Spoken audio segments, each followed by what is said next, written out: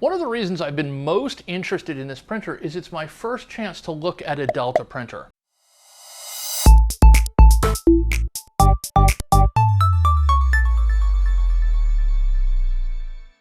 Now, a Delta printer prints differently than a Cartesian printer, and a Cartesian printer is what you've seen so far in this Discovery series. A Cartesian printer moves a printhead back and forth, or up and down, and front and back. Basically, X, Y, and Z, or Z for you outside of the United States. Whereas a Delta printer moves the entire head in all of those directions. So the build plate here remains stationary. In every other 3D printer, a Cartesian printer, the build plate may move up and down, it may move just front and back, or it may move in multiple directions, but the build plate moves. Here, the build plate does not move, so you don't have the mass of moving a build plate. Likewise, the printhead up here moves, but it doesn't have the mass of a gantry that moves with it. So you're not talking about a heavy metal object moving back and forth, or even a plastic object and moving back and forth this way.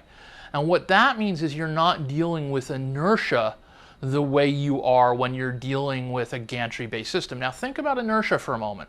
Inertia is a body at rest stays at rest, and a body in motion stays in motion. So as your 3D printer is moving back and forth to create what it's doing, the issue isn't necessarily getting it up and running. The issue is stopping it to move it back. And that inertia is going to be much bigger, just because of the laws of physics, in something that's gantry-based than in something that has a light printhead. So that's something kind of interesting. Now, this 3D printer, which is roughly $1,000, is not necessarily going to be wildly faster than a much more expensive Cartesian printer, but it's keeping up. It's got pretty decent production speed for what it does. And, you know, I mean, we're talking about a $1,000 printer, not a $2,000 or $3,000 printer.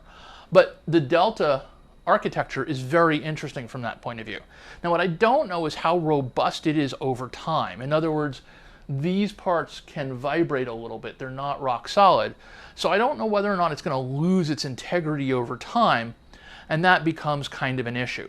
So we're going to see they are very different architectures for 3D printing, and they're both really interesting.